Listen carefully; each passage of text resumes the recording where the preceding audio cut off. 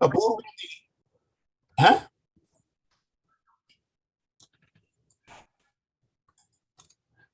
Apurva ji is India's Consul General in Canada, based in Toronto, is a career diplomat, having joined the Indian Foreign Service in 2001. In India office in India, she has served as Undersecretary and as Director of Administration. In her 20 years of diplomatic career, she has served 2 times in the Indian Embassy in Paris and also in the Indian Embassy in Kathmandu, Nepal. Ms. Srivastava holds a master's in psychology from Lucknow University, a very active and a very positive person. Apurva ji, the platform is yours, please. Thank you, Singal ji. Namaskar. First of all, I would like to, I'm delighted to be here for this virtual panel organized on the occasion of 152nd birth anniversary of Mahatma Gandhi. I would first of all like to thank the India Center for organizing this event and Indian Association of Manitoba for supporting this wonderful event to spread the legacy of Mahatma Gandhi.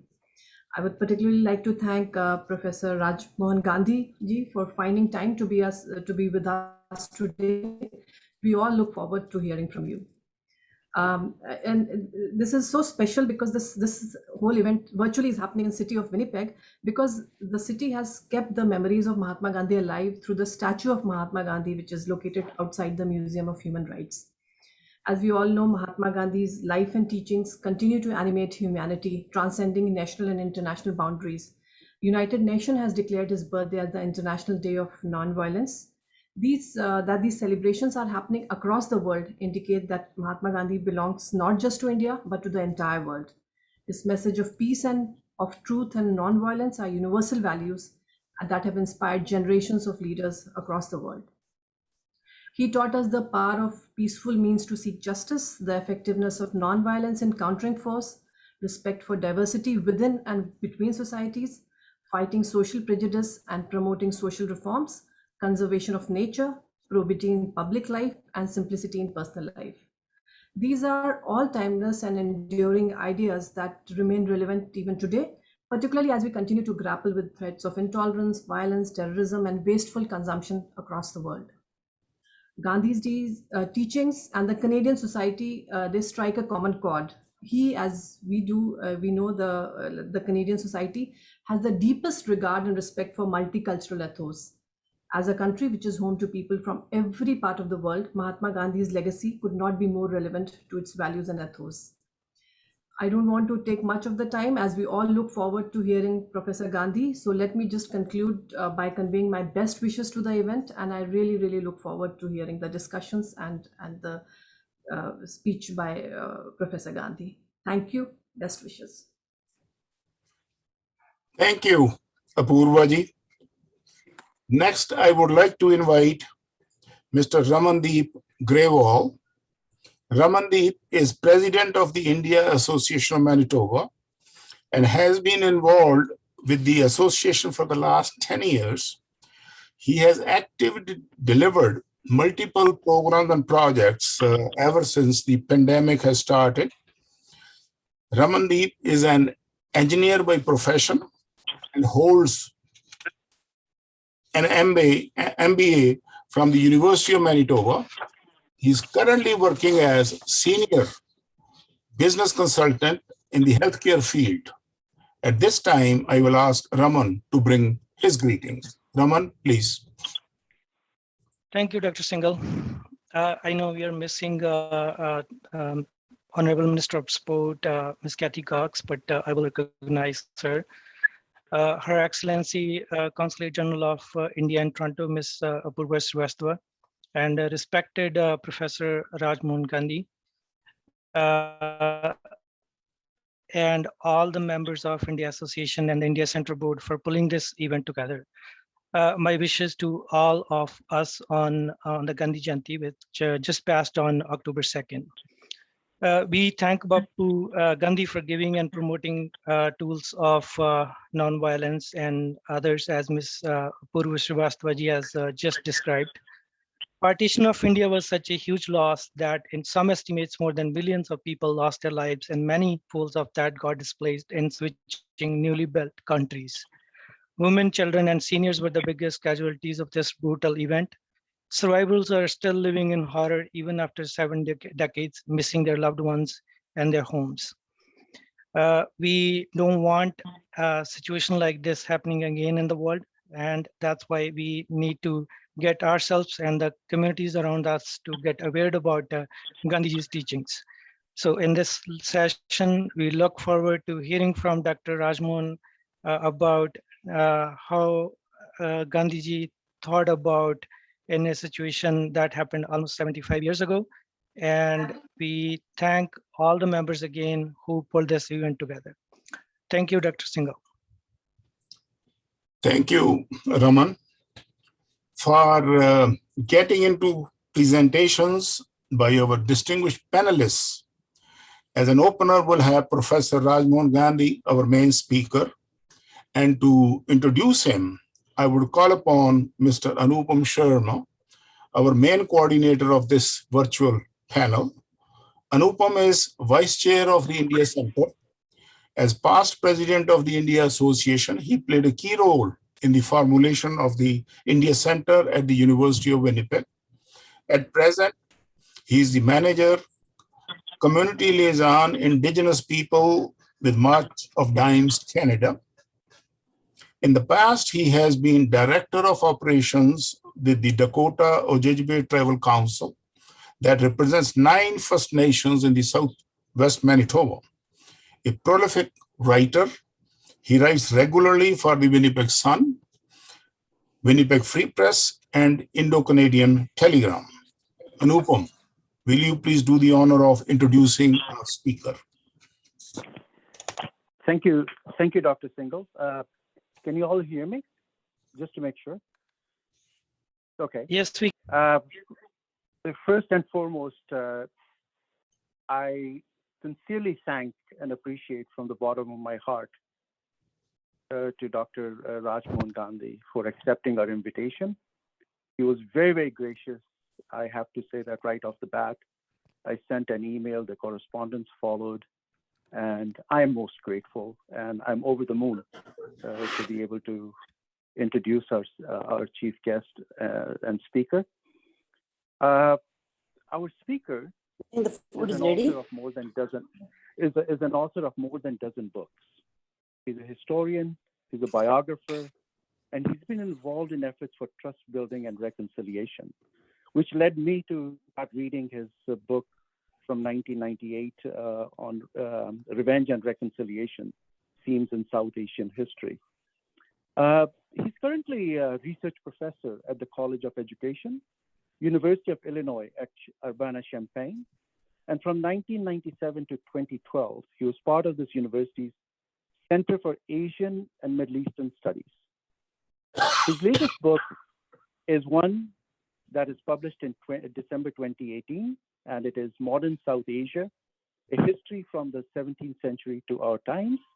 Other books are Understanding a Muslim Mind, 1987, Gandhi the Man, His People and Empire, 2008, Punjab, A History from Aurangzeb to Mountbatten, Patel Alive, and Understanding the Founding Fathers, an inquiry into the beginnings of the Indian Republic, 2016.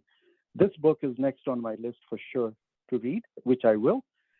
And in 2002, he received the Sahitya Academy Award for his Rajaji, a life, a biography of Chakravarti Rajagopalachari. From 1990 to 1992, our speaker was a member of the Rajya Sabha, the upper house of the Indian Parliament. Earlier in 1990, he led the Indian delegation to the United Nations Human Rights Commission in Geneva. And from 1956, he has been associated with the Initiatives of Change, formerly known as Moral Rearmament. Rajmohan Gandhi served as president of Initiatives of Change International in 2009 and 2010. Through speaking, writing, public interventions, and dialogue, he has been engaged for 60 years in efforts for reconciliation and democratic rights. In the 1960s and early 70s, He played a leading role in establishment of Asia Plateau, the 68-acre center of initiatives of change in the mountains of Western India, which fosters dialogue, reconciliation, and ethical governance, and is recognized on the Indian subcontinent for its ecological contribution. During the 1975-1977 emergency in India, he was active for democratic rights, personally and through his weekly journal, Himmat, published in Bombay from 1964 to 1981. India, Pakistan, and Hindu-Muslim reconciliation have remained his goals. Since 9/11, he has also tried to address the divide between the West and the world of Islam. Before teaching at University of Illinois, he served as research professor with New Delhi think tank Center for Policy Research. From 1985 to 1987, he edited the Daily Indian Express in Madras. So my reason for going into a bit of a detail is to inform our audience that we are in presence of a formidable personality, a scholar, a great soul, a good soul, and someone who has been concerned not just for India and Pakistan, Hindus and Muslims, but for people, right, for the downtrodden, the dispossessed around the world. With that, with further ado, sir, I ask you to offer your thoughts on Gandhi and the partition of India. Dr. Rajmohan Gandhi. Rajmohan ji, please.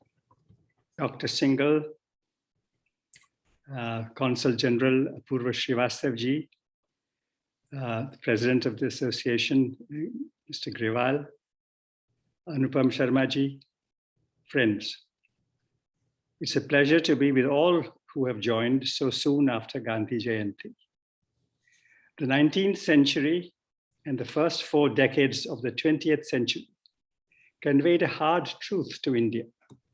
Given the empire's strength, India's diversity, and the scope for divide and rule, the road to independence and the path to unity would not always converge. In this lecture, I will recall a few stops on India's journey to independence and partition, and look at Gandhi's attempts to take India to freedom as a united land and people. In Lahore in March 1940, the Muslim League, formed in 1906, asked for partition. But I want to recall a few pieces of the pre-1940 story. After suppressing the 1857 revolt, which was a joint Hindu-Muslim push, India's British rulers were focused on separating Hindus and Muslims. In October 1906, when a top-level Muslim delegation met with Viceroy Lord Minto in Shimla, the Viceroy made this commitment. He said that in local and provincial councils that were being contemplated, councils where qualified Indians would have limited yet meaningful roles, seats would be reserved for Muslims chosen by Muslim voters alone. This assurance given in October 1906 for reserved seats and separate electorates had been thought through by the Viceroy and his advisors a few days before that event. The Viceroy's wife would tell us in a book that a British official, whom she does not name, wrote right away to Viceroy Minto, quote, "I must send your excellency a line to say that a very, very big thing has happened today, a work of statesmanship that will affect India and Indian history for many a long year.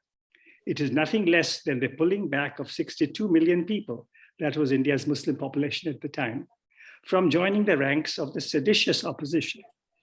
This was a reference to the call for Indian self-rule made by the Indian National Congress, which had been formed in 1885. Following this commitment, the Minto Morley reforms, as they are known, were enacted in 1909.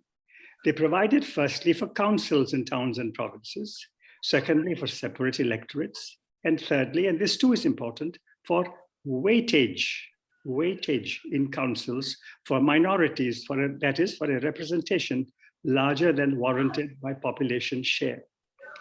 In education, meanwhile, Muslims were lagging behind. In undivided Punjab, for example, where Muslims were 53% of the population in 1911 and 12, they made up only 24% of Punjab's college students and only 24% in the province's schools. At the end of 1916, thanks to the efforts of several people, including Tilak, Annie Besant, and Jinnah, who was 41 at this time, the Indian National Congress and the Muslim League, holding their annual sessions in Lucknow, agreed to ask for early self-government based on direct elections, separate electorates for Muslims and Sikhs, and weightage for minorities, for Muslims in provinces like UP, Bombay, Bihar, and Madras, for Hindus and Sikhs in Punjab, for Hindus in Bengal. Now, February 1919 saw the start of a 3-year nationwide movement in which, under Gandhi's leadership, India's Hindus, Muslims, and Sikhs acted together, and as had happened in 1857, came quite close to shaking off British rule. That pretty amazing period saw, among other things, the Jallianwala massacre, the non-cooperation movement, the Khilafat movement, where Hindus enthusiastically supported the sentiment of India's Muslims against European control over sacred Muslim sites, Makkah, Medina, Najaf, Karbala, Jerusalem, a movement to free Sikh gurdwaras from control by corrupt mahants, a nationwide movement against untouchability, and other movements across India of awakening, reform, or solidarity. Across India, that upsurge from 1919 to 1922 threw up leaders like Jawaharlal Nehru, Vallabhbhai Patel, Maulana Abul Kalam Azad, Khan Gulzar Khan, Subhash Chandra Bose, Sri Rajagopalachari, Jayaprakash Narayan, Zakir Hussain, and many other remarkable individuals. However, Jinnah, the Gujarati Muslim who was 6 years younger than Gandhi, broke away. Hitherto a member of both the Muslim League and the Congress, Jinnah left the Congress in December 1920 when the Congress altered its goal from independence within the empire to simply independence. How Gandhi called off the 3-year movement after 22 Indian policemen of the empire were hacked to death by an angry crowd in eastern UP in a place called Chauri Chaura near Gorakhpur is an interesting story for another occasion. Here, let us mark that the end of the non-cooperation movement saw a return of Hindu-Muslim suspicion. Many, however, Hindus and Muslims refused to give up their faith in Hindu-Muslim partnership. They included M.A. Ansari, Abul Kalam Azad, Ghaffar Khan, Zakir Hussain, and others. Now, in November-December of 1924, Punjab's tallest Hindu leader, Lala Lajpat Rai, wrote a series of articles in the Tribune of Lahore, in which he argued that since Punjabi Muslims were unhappy with weightage for Hindus and Sikhs, Punjab should be partitioned into Muslim majority and Hindu majority portions. He proposed a similar solution for Bengal. After he was hit by lathis of the empire's police, Lala Lajpat Rai died in Lahore in 1928.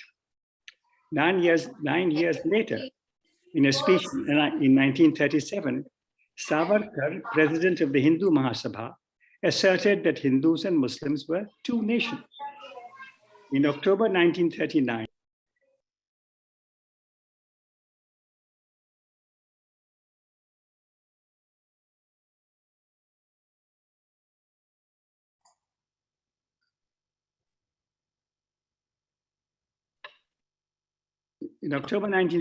a Muslim leader, we don't know his name, argued in a letter to Gandhi that India should be divided. Having worked for Hindu-Muslim friendship from his boyhood, Gandhi completely rejected the idea that Hindus and Muslims were two nations. In his weekly, this is what Gandhi wrote, quote, "Why is India not one nation? Was it not one during the Mughal period? Is India composed of two nations? If so, why only two? Are not Christians a third, Parsis a fourth, and so on? Are the Muslims of China a nation separate from the other Chinese? Are the Muslims of England different from the other English? How are the Muslims of Punjab different from the Hindus and the Sikhs? Are they not all Punjabis, drinking the same water, breathing the same air, deriving sustenance from the same soil?" Unquote. Gandhi also asked about the consequences of partition. What is to happen to the Muslims living where the population is predominantly Hindu? Conversely, what is to happen to the Hindus where there are only a handful? The way suggested by this person, Gandhi concluded, is the way of strife. Live and let live, mutual forbearance and toleration is the law of life. That is the lesson I have learned from the Quran, from the Bible, from the Zen Avesta, and from the Gita, unquote. Within months, however, in March 1940, came the Muslim League's Lahore resolution, asking for the separation from India of Muslim majority portions to form one or two new states. Meanwhile, World War II had started. August of 1942 saw another pan-Indian movement for independence, Quit India, for which Gandhi had given the call. Once more, tens of thousands were arrested, including Gandhi, Nehru, Patel, Abul Kalam Azad, the president of the Indian National Congress. Following the Quit India cry, Gandhi, the Congress Working Committee, and thousands of others were put behind bars. Quit India deepened the bonding between the Indian National Congress and the Indian people. Congress leaders leaving their prisons in the summer of 1945, who were older and thinner than before, were greeted as heroes across India. However, the League too had become stronger, receiving the goodwill of the empire and benefiting from the resignation of Congress ministries in provinces across India and from the imprisonment of Congress leaders. In 1944, the League claimed 2 million members across India, quite a jump from its 1927 membership of 1,400. After Gandhi was released in the summer of 1944, the empire thought he was too ill to be dangerous. Gandhi met Jinnah 14 times. Yes, 14 times in Mumbai in September 1944. For each meeting, Gandhi walked the short distance from the Malabar Hill home of his hosts, the Birlas, to Jinnah's large house on the same street, Mount Pleasant Road. A Congress League accord looked imminent. The Viceroy, Lord and General Wavell, who had been Commander-in-Chief, alongside Viceroy Lord Linlithgow during Quit India, Wavell thought that the two Indian leaders would at least ask for the release of the still detained Congress Working Committee, Azad, Nehru, Patel, and others. Gandhi made an offer to Jinnah. If, said Gandhi, if the League joins the Congress in asking for a national government, he, Gandhi, would get the Congress to agree to post-independence plebiscites for separation of the subcontinent's Muslim majority areas. If votes favored separation, said Gandhi, there should be bonds of alliance between the two areas. In his response, Jinnah complained that Gandhi's Pakistan was not large enough. It excluded Eastern Punjab and Western Bengal. Jinnah also argued that bonds of alliance would cripple Pakistan's sovereignty. Rejecting the offer, Jinnah asked Gandhi to agree that Muslims and Hindus were separate nations, that voting in any plebiscite should be restricted to Muslims, and that separation should precede, not follow, the end of British rule. These propositions were unacceptable for Gandhi. The talks failed. Jinnah did not ask even for the release of Azad, Nehru, Patel, and company. 9 months later, in June 1945, with the war coming to an end, Wavell announced that the Congress leaders were being released. They were invited to a conference in Shimla, the Himalayan town, which was the summer capital of Punjab, of undivided Punjab, to discuss a possible national government. Also invited were Gandhi, Jinnah, other leaders of the League, and Khizr Hayat Khan, the Premier of Punjab, who belonged to the pro-empire Unionist Party, some other provincial premiers, and a few from outside the two large parties. At Shimla, Congress leaders and Gandhi agreed to the Viceroy's proposal of a national government made up of a few Hindus from the Congress, a few Muslims from the League, and one Muslim from outside the League. Wavell said his idea was to nominate Khizr as the sole Muslim from outside the League. Jinnah not only flatly opposed the idea of Khizr joining a national cabinet, he said the League would stay out unless he, Jinnah, was allowed to choose every Muslim name. This condition was not acceptable to the Viceroy, who announced the failure of his conference. However, London instructed Wavell not to blame Jinnah. A little side note here. No cars were allowed in the mountain town of Shimla. All the leaders participating in these talks, Gandhi, Jinnah, Azad, Nehru, everyone else, walked or used rickshaws to get to the Viceregal Lodge. All that is except Khizr, the premier of Punjab, who was entitled to a car in Shimla.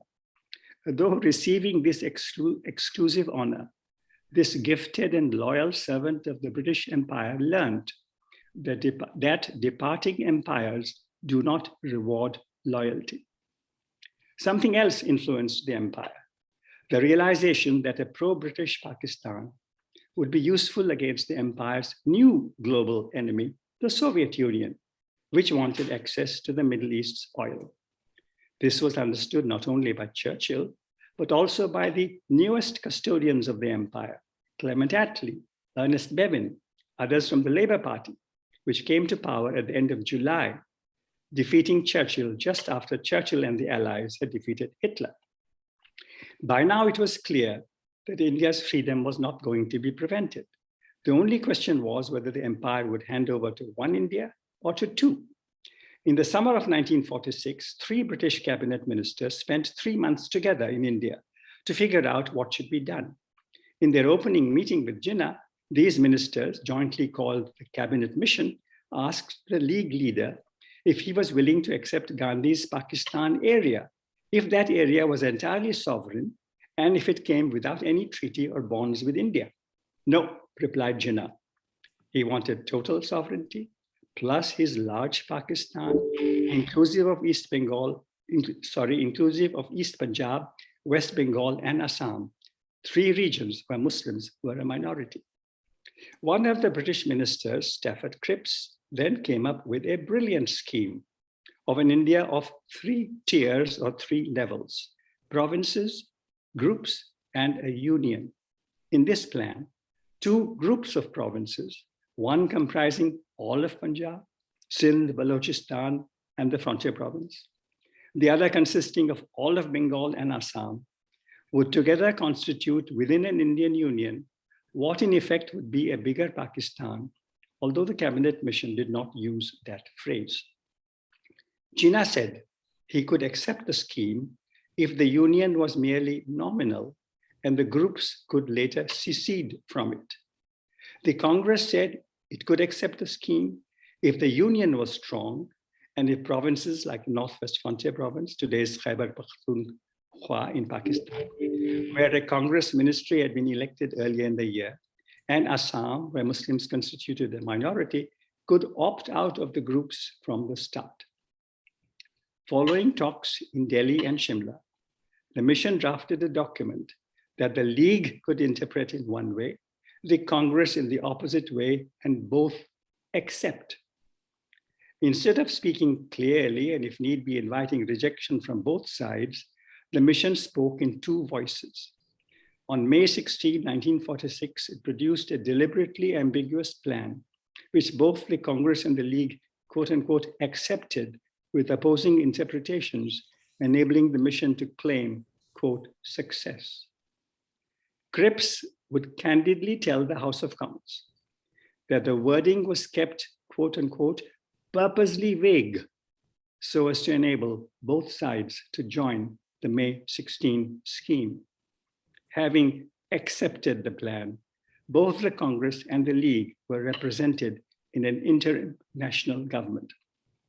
However, the doublespeak that marked these negotiations of 1946 added to the mistrust that existed in India's climate. It contributed to the tragic sequence of killings that began in Calcutta, Kolkata, in August 1946, spread to East Bengal in September, multiplied in Bihar in October 46, extended to UP in November 46, and rocked Western Punjab in early March 1947. On 8th March 1947, pressed by the Sikh and Hindu leaders of Punjab and shaken by the violence in Punjab, the Congress Working Committee, meeting in New Delhi, asked for, quote, a division of Punjab into 2 provinces so that the predominantly Muslim part may be separated from the predominantly non-Muslim part, unquote. By this momentous resolution, the Congress was conceding Pakistan, while also insisting that East Punjab would stay out of it. That Bengal should also be similarly divided was soon made explicit. When the League had asked for a division of India, the Congress had said no. Now, along with the Sikh and Hindu leaders of Punjab and many of the Hindu leaders of Bengal, the Congress was demanding a division of Punjab and Bengal. Was the Congress accepting the two-nation theory?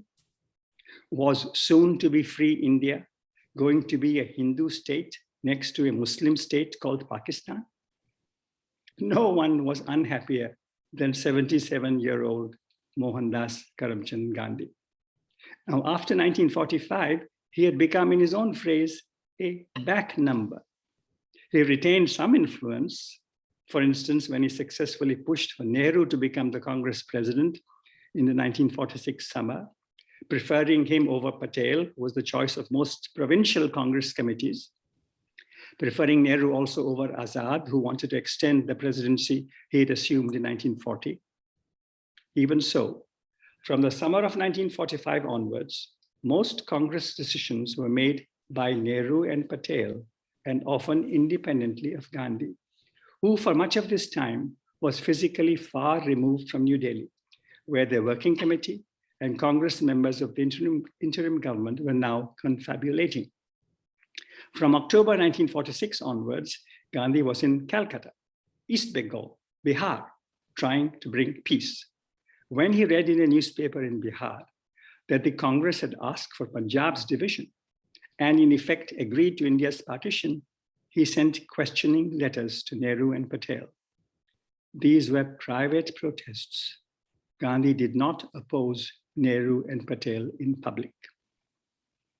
Shaken by the violence in West Punjab in March 47, Nehru and Patel and Baldev Singh, the Sikh leader who was the defense minister in the interim cabinet, asked the viceroy to impose martial law in Punjab, which had provided the biggest mass of Indian soldiers for the British in World Wars I and II.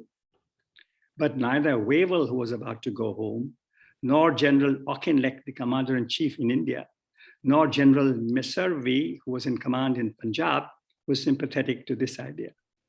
Messervy argued that martial law in Punjab would be seen as a step by the empire against Pakistan.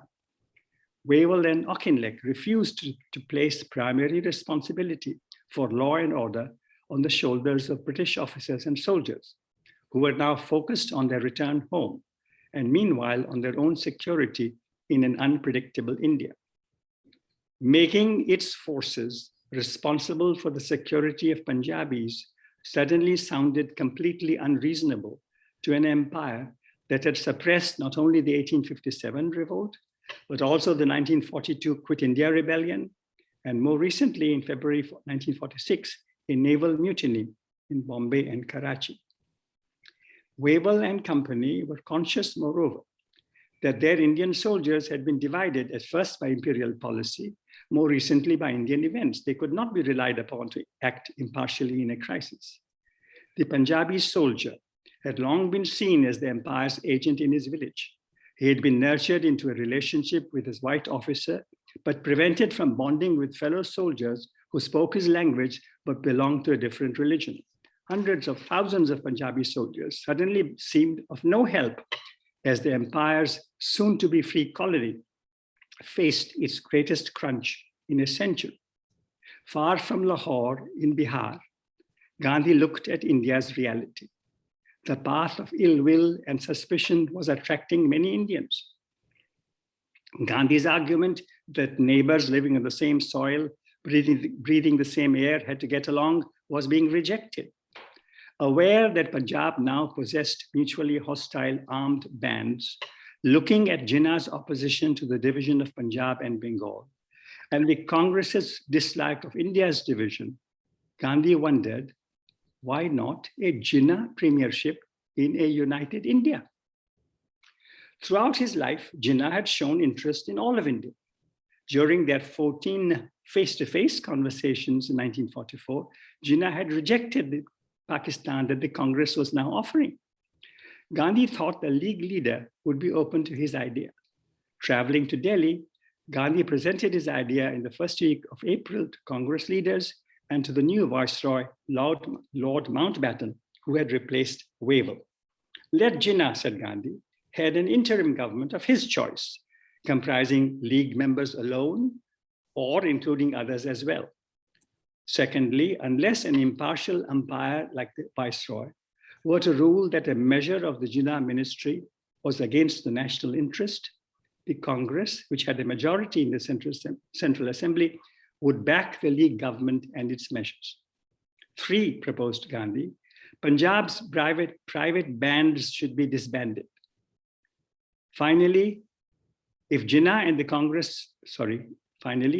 the League were not willing under these terms to form a government, Nehru and the Congress should be given the same opportunity. All of Gandhi's colleagues and lieutenants opposed his proposal. Patel, by this time strongly in favor of partition, was the most adamant in opposition. But the others also were against. Only one colleague supported him, Khan Abdul Ghaffar Khan. Also firmly opposed to Gandhi's proposal was the young admiral who had taken over in New Delhi. Mountbatten had not only determined that partition was the solution, which was a conclusion that Nehru and Patel too had reached. By now, Mountbatten was giving final touches to his plan for accomplishing partition. Gandhi's proposal perturbed Mountbatten, who was even more shaken when on April 2nd, Azad told him that Gandhi's plan was, quote, perfectly feasible of being carried out, unquote.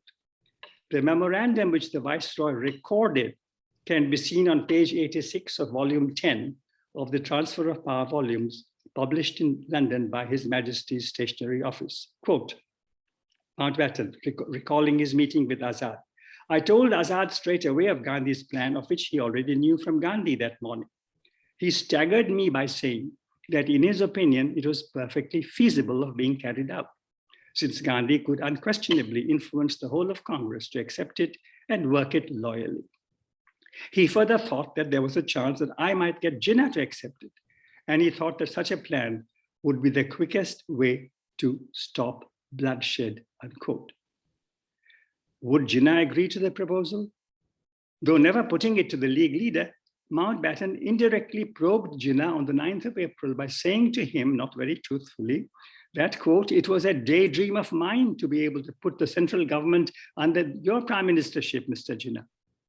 Thereafter, according to the Viceroy, Jinnah once more appealed against moth-eaten Pakistan.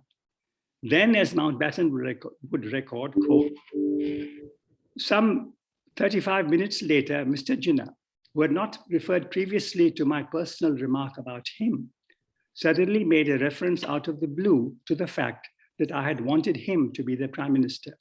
There is no doubt that it has greatly tickled his vanity and that he had kept turning over the proposition in his mind. Mr. Gandhi's famous scheme may yet go through on the pure vanity of Mr. Jinnah, wrote Mountbatten, unquote. Now, though promising Gandhi that he would examine the scheme, privately telling his staff that the scheme would be not very easy for Mr. Gandhi to refuse, for Mr. Jinnah to refuse. And that basically, Mountbatten's words, Mr. Gandhi's objective was to retain the unity of India. And basically, he was right in this, unquote. Mountbatten, of course, was opposed to the scheme. Thanks to skillful work put in by his staff, by his friends, by himself, the Viceroy's anxiety was removed. To strengthen the opposition of Nehru and Patel to Gandhi's plan, the Viceroy, supported by Jawaharlal's friend Krishna Menon, who had known Mountbatten in London, worked on Nehru. While VP Menon, a talented member of the Viceroy's staff, who enjoyed a close relationship with Patel, liaised with Patel. VP Menon also produced on April 5 a detailed note for the Viceroy entitled, quote, Tactics to be adopted with Gandhi as regards his scheme, unquote. This note can be seen from page 129 onwards of volume 10 transfer of power. The upshot was that Gandhi's Congress colleagues firmly rejected his proposal, which therefore was never put to Jinnah. On 11th April, in a letter to Mountbatten, Gandhi admitted defeat. Quote, "I had several short talks with Pandit Nehru and an hour's talk with him alone.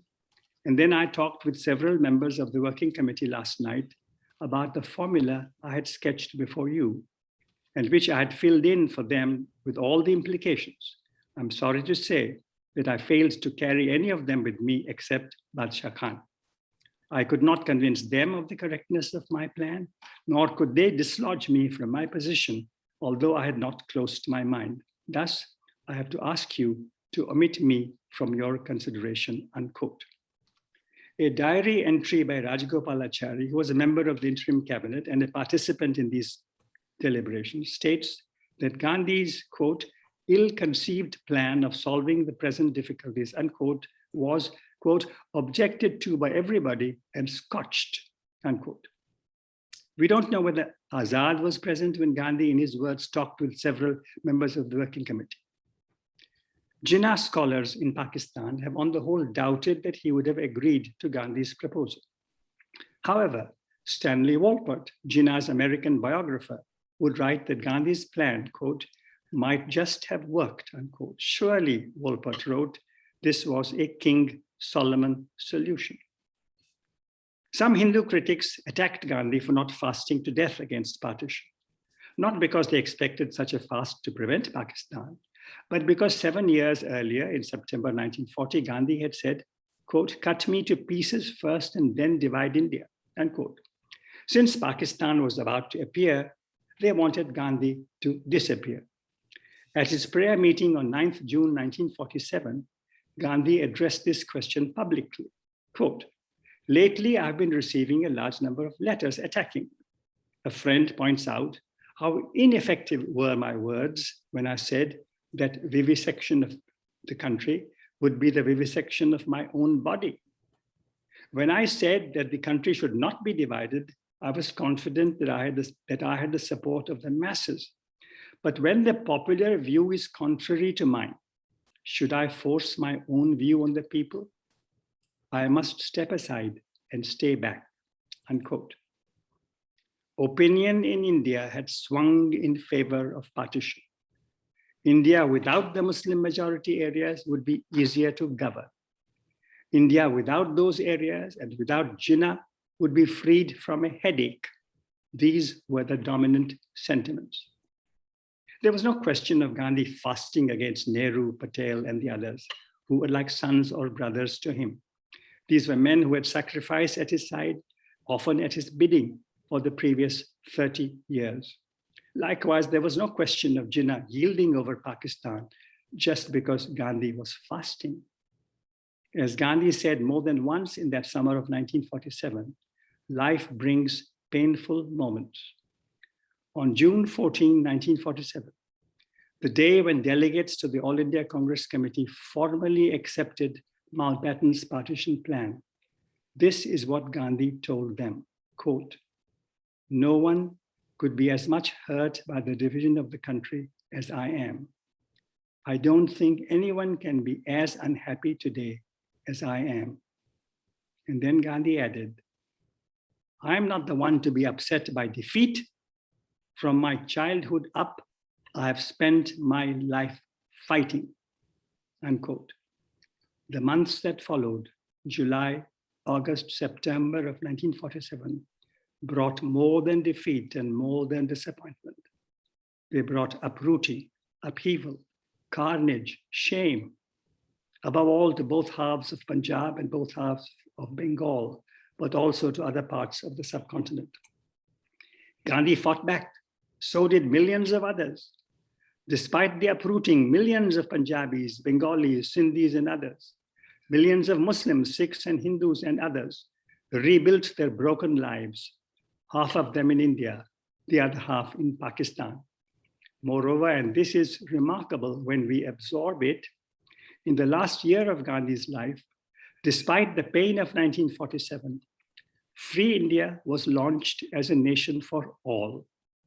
where Hindus, Muslims, Sikhs, Christians, Dalits, Adivasis, all communities would have democratic rights and equal rights in an India that would not be a Hindu state, but a state for all.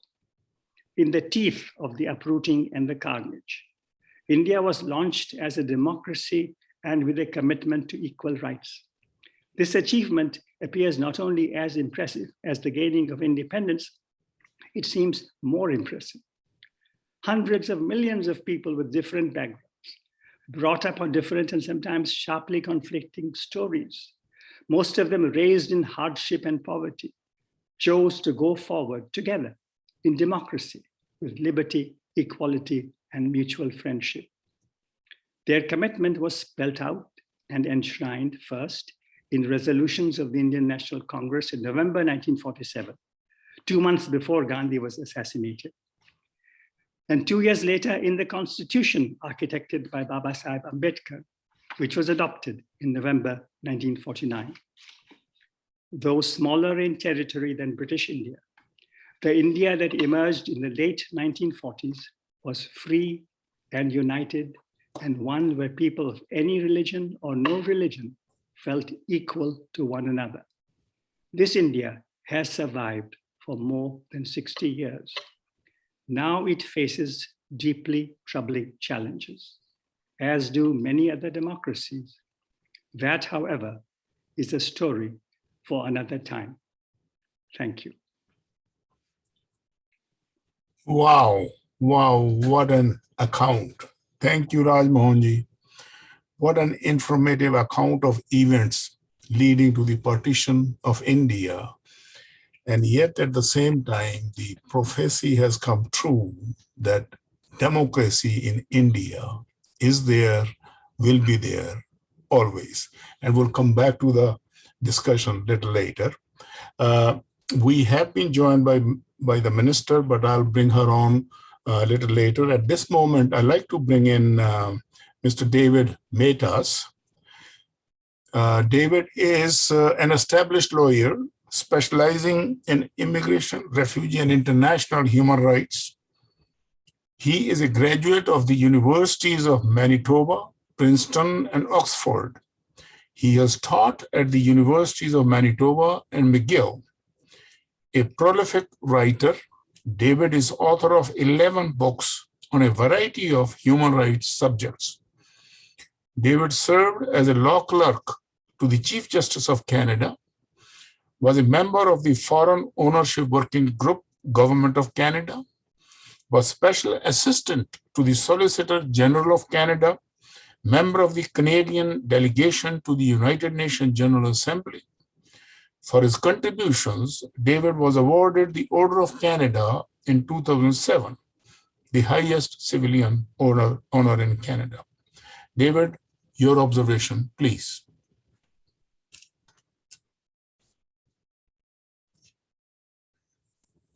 Rachel, would you patch him in?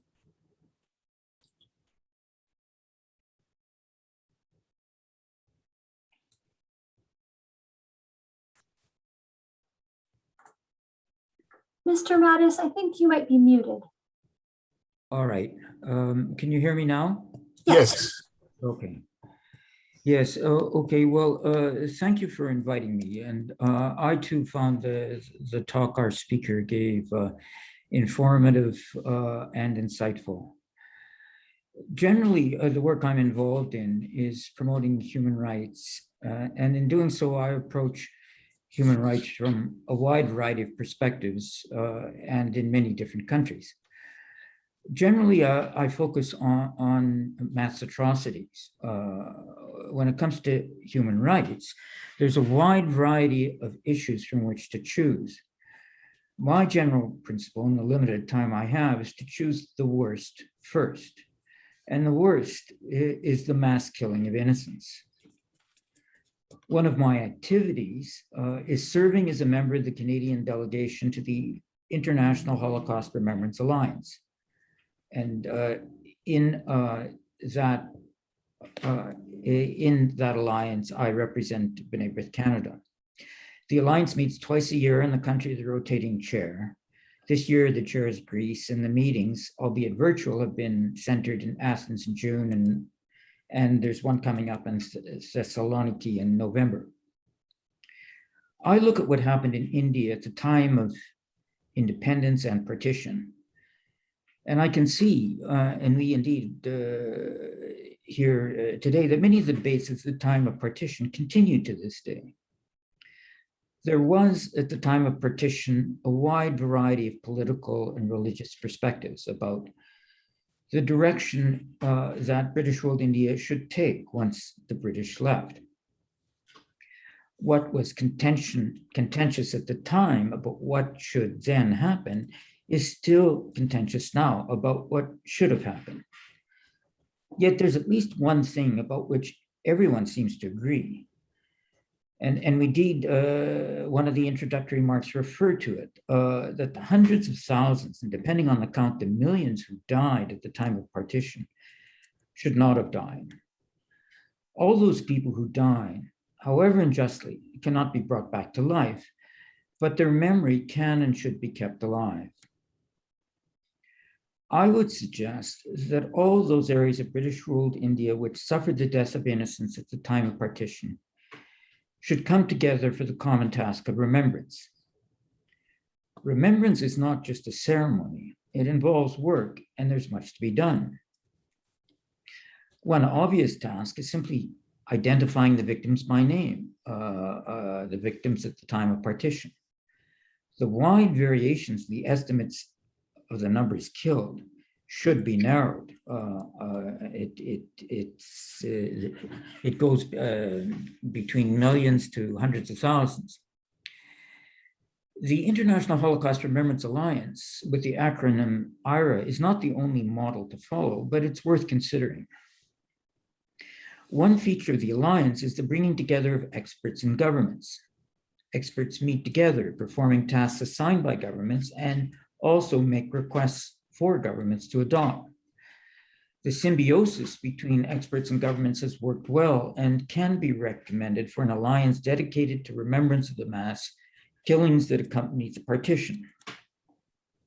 IRA produces educational materials and also funds specific projects. That is again something worth doing, focusing on the deaths of the innocents at the time of partition. IRA has working groups and committees focused on the work of archives and museums and the preservation of sites. This work requires constant attention and raises a host of issues. Where are the archives of the partition? How well are they maintained? Have they been or are they being digitized? How accessible are they? Are they accessible online? These are all areas of work, questions which can be answered, which should be engaged directed to the violence which occurred at the time of partition. One can say the same about museums. Where are they? What do they show? What special demands has COVID placed on these museums? How can an alliance directed to helping these museums help them deal with that sort of problem? One can ask similar questions about sites where the horrors occurred. Where are they? How well are they maintained? Are they maintained? How accessible are they?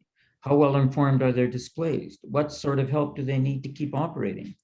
Again, this is something on which an alliance dedicated to remembrance could address. I am well aware that in South Asia, relations between and among governments and even in territories within each country is today strained, and indeed our speaker alluded to it. It may be difficult for governments to agree on a common alliance on remembrance of the violence of partition. But even if that is so, this sort of alliance could be started, at least initially, by the non-governmental sector, joining together experts whose focus is, like that of our speaker, a focus on partition. A non-governmental alliance of remembrance could be a precursor to an intergovernmental alliance on remembrance of the victims of the partition, which the precursor experts could join. There will be no doubt a debate about who or what caused the deaths, who was responsible for the deaths, as there is right now. Yet there can be no doubt that there were deaths, all too many and all regrettable. We must not let the cloud of debate about clauses and responsibilities obscure our memory of these deaths, of those who died unjustly, whatever the cause and whoever was responsible. Thank you. Those are the remarks I wanted to make. Thank you very much, David. Appreciate your time coming in to join us and sharing your thoughts with us. And we'll come back. I hope you can stay around for a few minutes to participate in the Q&A. Before I ask Raj Mohan ji for his brief observational response to David's comments, let me just check if Kathy did come. Is she still there, Rachel? No, she's had to sign off. She has to leave? Yes. Okay, that's fine. So we'll come back to now. We'll open it for question and answer. Before I open it broadly, since David has made very pertinent observational comments, Raj Mohan ji, you would like to? Yes, very, very briefly. I would like Very to, briefly, thank you. I'd like to thank him David for his absolutely appropriate and necessary comments. And I'd like to just mention two things. One, it's useful to remember that we don't know why this was so, but by some incredible intervention of the universe, the number of Muslims and non-Muslims killed is almost exactly the same. Although there are different estimates on how many in total were killed, almost all scholars are agreed that as many Muslims were killed as Hindus and Sikhs together were killed. This is one interesting factor to recognize. By the way, one, I think, absolutely remarkable book which gives the greatest amount of details about the killings, especially in Punjab, not everywhere else, but the bulk of the killings in 47 were in Punjab, is Ishtiaq Ahmed's book on the killings of partition. And the second thing, the very important suggestion of David's, I'm sorry, I'm not able to get his last name correctly, but I thank you, about NGOs and archives. As he may or may not know, and others may or may not know, there is in North America an absolutely wonderful NGO that has put together the Partition Archive. And so there's a lady called Gunita Chadha, who is one of the chief persons behind this. But it's available online, the Partition Archive. It is a very remarkable effort and supported also by the University of California, Berkeley. So I just wanted to inform everybody that already some effort in this direction has started. And I cannot resist saying that Canada, which also has an incredible history and an incredible collection of humanity within its borders, also contains many Sikhs and many Hindus and many Muslims of the subcontinent who also could contribute to this archive or to other archives. Thank you. Thank you very much. I will now entertain audience for their questions with their questions. Before I do that, I just would like to share with you, I have a flood of messages thanking for such a wonderful talk. Thank you, Raj Mohan ji, for your informative presentation, and many like that. Let me read one question, then I will entertain the show of hands. It is from Mr. Kirith Patel from Toronto. He says, "Thank you, Professor Gandhi, for your enlightening speech. I will appreciate your thoughts on the usefulness of nonviolence in the modern times. In some of the autocratic nations, peaceful dissent is often overpowered and movement throttled." What do you say to that? I'm afraid there is much truth in what Mr. Patel says, that in many countries, peaceful dissent is throttled. And it's important, by the way, to remember that as far as Gandhi was concerned, he was as much for individual freedom of speech and dissent as for nonviolence. In his mind, he was an absolutely passionate fighter for everyone's right to dissent and speech. So your point is entirely valid. Dissent is very tough in our world today, and sometimes suppression comes not just from the government, and sometimes it comes from society, from our neighbors, in social media. We all know this in many parts of the world. But thank you for raising this important point that dissent is not a picnic today. Oh, true. Anupam, I see your hand. Unmute yourself.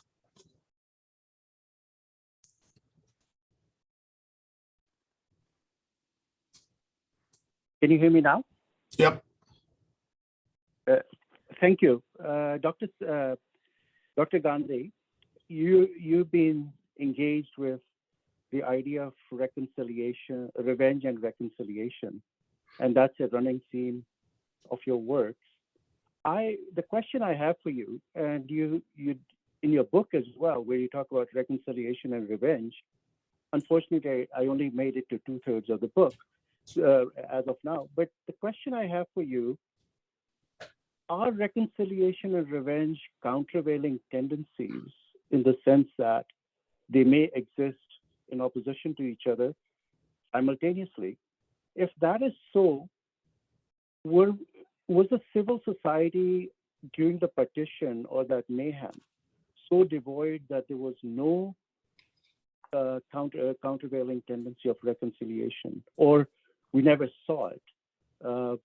That's one thing. And secondly, the idea of reconciliation and revenge can be extended right through to these modern times as well. So are you pessimistic today with respect to reconciliation in India, given the outcries that are taking place in atrocities and elsewhere? So that's the question I have for you. So on your first very important question of, was there any attempt at reconciliation in 47 itself when the terrible carnage took place?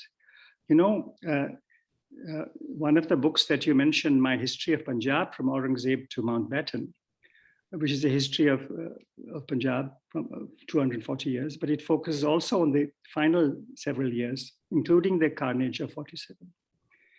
And as I found, as other historians have found, although this indescribable carnage occurred, many more Punjabis saved lives than those who killed.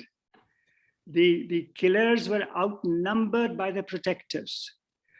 Hindus and Sikhs protected Muslim families and sent them to safety. Muslims protected Hindu and Sikh families and sent them to safety. Millions of people did move from one half to the other, but they were able to move because neighbors helped them.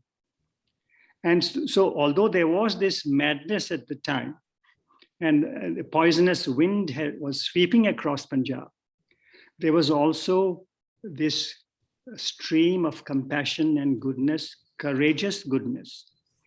And my book has some stories of how people helped, but there are almost every Punjabi family has those stories, which their parents and grandparents and neighbors and aunts and uncles have told them. And these stories should be collected. And that should also be part of the archive of remembrance, repentance, and change. Thank you. And do you remain, how do you see the idea of reconciliation and revenge in today's India? Well, that's a great question. And you asked me also whether I'm pessimistic when so many atrocities take place, and often justice is not available. It's true in India also and many other parts of the world. And there's a sentence from Martin Luther King that I should have heard earlier, but I heard recently, which makes a lot of sense to me. He said, hope comes from refusing to give up. Hope does not come from headlines. Hope does not come only from good news. Hope comes from refusing to give up. This tool of nonviolence protests, peaceful protests, which at times switch to violence, maybe some of the miscreators who are in the crowd, but that whole crowd gets wrapped up into it, has become a phenomenon which is now world over. US has it, all other nations have it, India has it. Has it become a curse rather than a blessing or a solution now? You think? Well, I think non-violence resistance is a blessing. Mischief is a curse. And allow me to say this, as far as United States is concerned, people speak about the, after the killing of George Floyd and the Black Lives Matter movement, there were millions of people who marched. Although there were incidents of stone throwing and pelting and arson, these were not from the Black Lives Movement marches. So in a non-violent movement, especially one on a very, and those who have researched this have studied this very carefully, have come to the clear conclusion that the vast majority of these people, these processions and marches were peaceful, that there were mischief makers, but they came from other sources. We have a question from Mr. Ankit Bahel. He says, wonderful speech by Professor Gandhi. All four of my grandparents were displaced by the partition of Punjab. Here are my questions. One, what made the Congress ultimately agree to the partition that they were initially opposed to?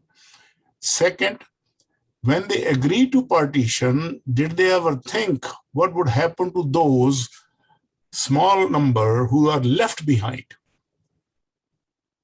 Two-part. Okay. So it is true that the Congress Working Committee agreed to the partition, but as I mentioned in my remarks, and this is something also that everyone has to recognize, that the leaders of the provincial leaders, local leaders in West Punjab, Hindu and Sikh leaders, when earlier the first wave of violence took place in March of 47, before this carnage of July, August, September. When that first wave of violence occurred, the Sikh and Hindu leaders of West Punjab demanded that Punjab should be partitioned. Wow. And they pushed. Gandhi was in Bihar. Nehru and Patel were in Delhi. They pushed the Congress Working Committee to say Punjab must be partitioned and Bengal must be partitioned, which meant India must be partitioned. So it is not enough to blame the leaders of the Indian National Congress in Delhi. The local leadership also has to, and I think one lesson from this is that, astonishing as he was, Gandhi was a human being. He was not a magician. He could not cancel, overcome the passions in the hearts of millions of people. Yes. And so this is something to recognize. Yes. That it is not, it's very tempting to say, why did they agree? Why did the leaders agree? But all of us have to see where the role that all of us could play, should play, sometimes have not played. We have a question from Jaydeep from Samuel Koshvi. Thank you for most informative presentation. Be interested in your comments on global outcry about human rights all over, including India. Authoritarianism is often a word that is being used now ominously. Well, if the question is about today's India and the need for human rights there, I have to say that the need is very great, that we have to accept the reality that human rights are under very great challenge and threat. It's not only in India, but it's also in India, very much in India. And so many killings take place, rapes take place, whether it's and weak people, they may be Dalits, they may be Adivasis, they may be women, they may be Muslims, they may be minorities, tribals. Deaths take place, killings take place, but there is no condemnation even. Sometimes from the leaders or from the mainstream media. So this is a pretty unsatisfactory state. But Sir, it is, I don't know if you can hear me. One of the things that last week really rankled was the Home Minister's son who mowed 8 people over with the farmers' strike in UP. And he wasn't even arrested, he wasn't charged. Whereas Shah Rukh Khan's son, for some kind of drug thing, that was mostly the news everywhere. And the whole self-censorship of the media is really one of the bigger issues, it seems. And people are asking and calling that out, especially people like Mr. Tharoor. Very few others dare speak, it seems, anymore in India. Journalists are hounded, it seems, from whatever we can read here. Nobody's on the, I'm not on the ground investigating all this, but reliable sources around the world are reporting these things, not just India, because Please come to the question. That's it. Thank you. That is the main reason that question arises. Thank you. We'll go to David Metas. He has a hand up. David, please. Yes, I just wanted to comment. I mean, there's been several questions about Mahatma Gandhi's example, model, or ideology, or principles in modern context. And the subject I actually have talked about in the past. I was kindly awarded a Mahatma Gandhi Peace Award in 2017. I addressed that subject there. And basically, what I say is, yes, his model and example and ideology are still relevant today. I mean, we do, of course, have these repressive governments where if you become a human rights advocate, you become a human rights victim. And there's many situations that are very dangerous. And that is a reality, but also there's a reality is that this world is a lot more interconnected now than it used to be. And we here in the safety of Canada and the safety of Winnipeg can make protests which can be heard around the world. And I think that even though there are situations where it is simply too dangerous to follow Gandhi's example of non-peaceful resistance, there are other places, many other places, where that example can be followed. And it falls to us who are in safety to engage and follow that example directed towards places where it's too dangerous to follow that example. And that's what I would say. Thank you. Your observation, Rajmohan, if you wish. No, I just want to echo what Sumitas has said. Okay, we'll go to Mr. Jaydeep Balakrishnan. You had a hand up, Jaydeep. Please. Yes. Thank you. Nice to see you again, Professor Rajmohan. Thanks for the very informative talk. So, couple of questions, and the second one relates to one of your comments. So, Gina obviously had thought a lot about partition, and then, of course, my question was, what was his vision of how the relations between India and Pakistan would be, right? And then once partition became a reality, what was Gandhiji's vision of how these two countries would relate to each other? And the other question was, when you were saying that the Hindus and Sikhs in West Punjab wanted partition. So at that point, did they expect that then they would have to move to East Punjab? So Yes. thank you. Those were my questions. So 2 or 3 questions, I'll try to answer them. So as far as Jinnah's vision for Pakistan after he got Pakistan, for a short while, he spoke and said that really Pakistan will be a state for all, that Hindus, Parsis, Sikhs, Christians would enjoy equal rights. He made one very famous speech in August 1147 in which he said all this. But very soon events overtook whatever he was trying to say. There were also moments when he said, either just before partition or the debates for partition, that if Pakistan was created, it would be like Canada and the US, is also one of his remarks. So there were moments when he imagined that a separation of Muslim majority areas could lead to good relations. That is what he tried to imagine, to tell himself. Also, it's important to note that he made many other statements which were very different in tone from what I've just said.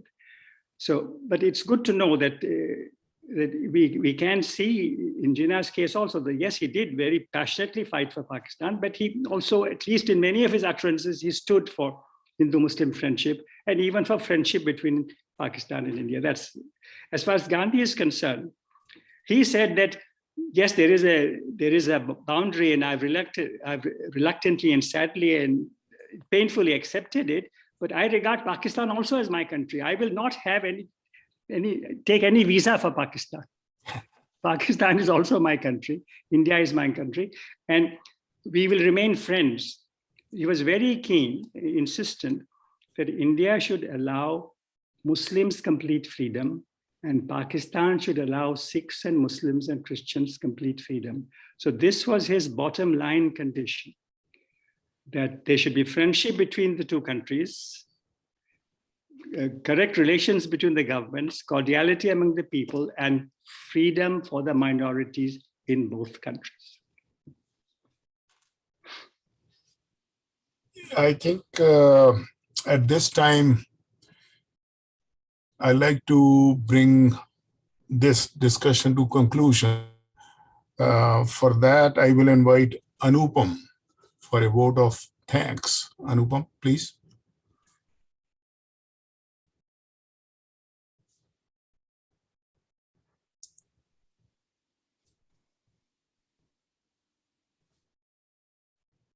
Well, we've had a great evening, and for that, I have to thank our distinguished speaker, Professor Rajmohan Gandhi.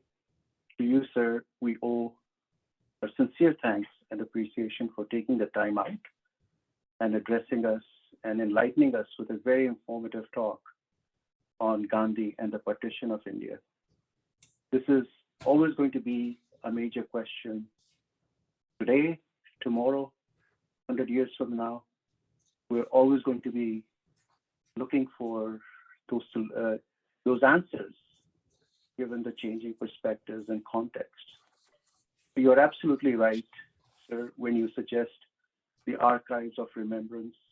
I think there are stories that are now emerging as we look through the lens of subaltern history, for example. And I'm reminded of Amrita Pritam, who beseeched Waris Shah and said to him, "You wrote a whole tome for one woman, that was Ranja. But what about those thousands and thousands of women in Punjab who have been massacred? What about them?" And I think those are the heartfelt bangs or pulls that are going to always encourage us and want to know more. And I think that may be where our source of optimism may lie, that those memories are never going to fade away. And to questions from such as Sam and others who have pointed out, I think maybe that's where the solace is. And so you have pointed out the backdrop of Mahabharata, which is a backdrop to Indian history throughout the ages. So with that, I thank you, but I also thank David Matus And I want to acknowledge Jaideep Balakrishnan, Professor Balakrishnan. These two were our speakers last year when we inaugurated Gandhi. David Matus spoke to the human rights dimension, and Professor Balakrishnan spoke to the corporate social responsibility that emerges out of the theory of trusteeship from Gandhiji's work. I want to thank Rachel Hammerbrack for our able staff person at India Center, who coordinates these things, who gets push and pull from all over, but she's one of those stabilizing forces who makes things happen. And to the audience for being very respectful and asking pertinent questions. With that, I ask you, have a great evening, and thank you for participating. Thank you, Anupam. So at the conclusion of such an event, the moderator will say, drive home safely, knowing that most of you, if not all, are safely at home. Thus, instead, I would wish, stay safe, and thank you for joining. Enjoy the rest of your evening. Thank you so much. Thank you. Over and out.